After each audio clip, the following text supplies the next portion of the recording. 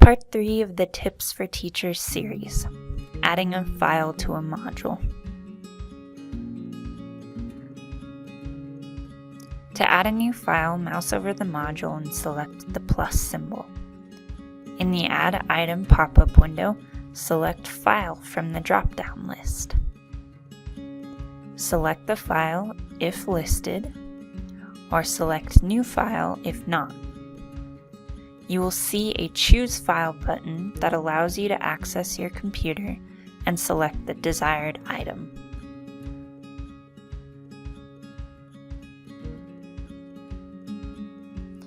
You may also choose where to sort the file, but you cannot create a new folder from this window.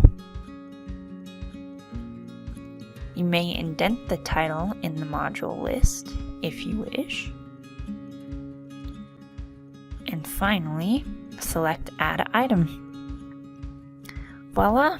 A new file listed in modules and added to the course.